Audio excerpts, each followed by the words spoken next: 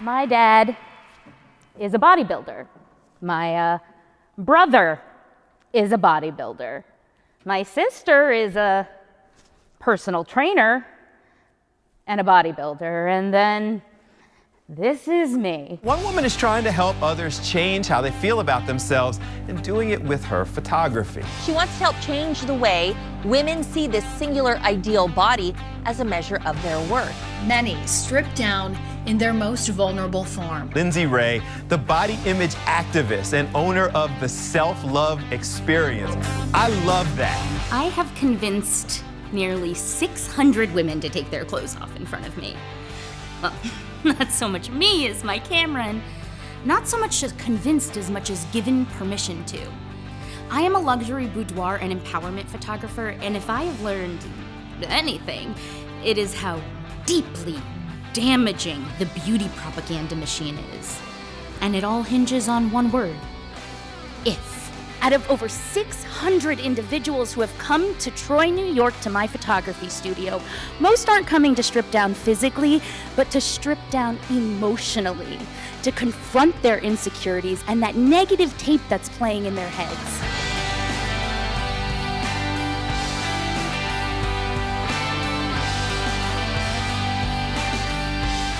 When you're spending that much more time online and disconnected from reality, you begin to build what I call the comparison monster. And then when they don't hit that goal, they feel like they've not only failed, but that they failed themselves. And there's nothing worse than feeling like you failed yourself. I had to confront myself in such a challenging way.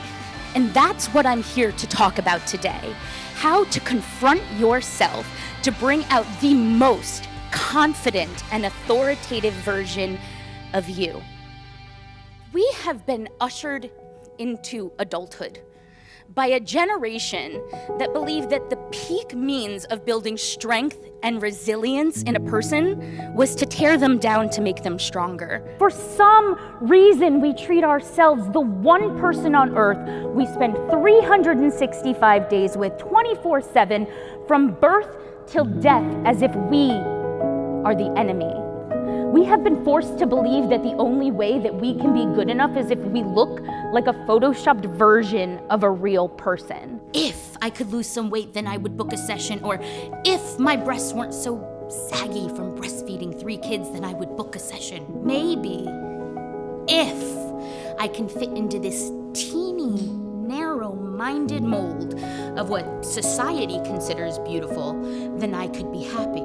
You look in the mirror and you're looking at your tummy and they overhear you saying that you don't love it or that you don't like it. That begins to become their internal language. I'm not represented on the screen. I'm a plus-size woman. I'm a size 20. Before Melissa McCarthy, who did we have that was representing our body type? There was one role for me, and it was a role about being fat. And I didn't care because it was all at the time I believed that I could be. So how do we stop being the villain in our own story? When I became a photographer in 2013, I silenced my ifs and I set out on a mission to help others silence theirs as well.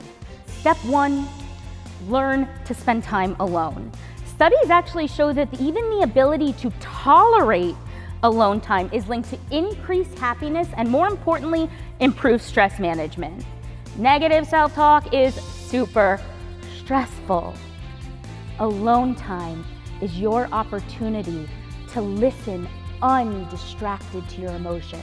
And you can start with just a few minute breathing exercise, and that's step 2. What I recommend is when that person comes in that's trying to berate you and blame you for the things that have absolutely nothing to do with you, is to take that pause. And I'm gonna ask you guys to do this with me, and I have a little video for us to do it through, because I want you to see what happens within your body when you take the pause. Because in order for your mind to relax, your body has to get there first.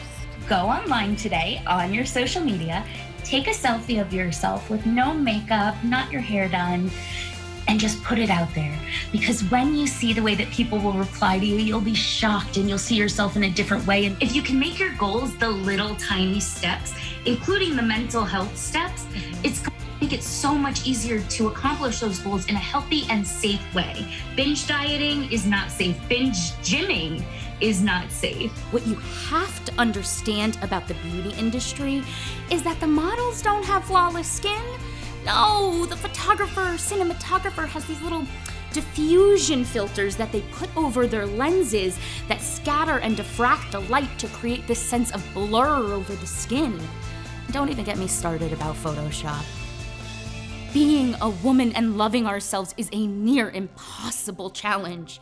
But through the clients that I've worked with who just trust me in their most vulnerable moments, I've learned it's the relationship that I have with myself that sets the tone for all of these other relationships in my life. When you give someone the opportunity to exist free of any judgment, especially of their own self-judgment, they will finally begin to see themselves through someone else's eyes.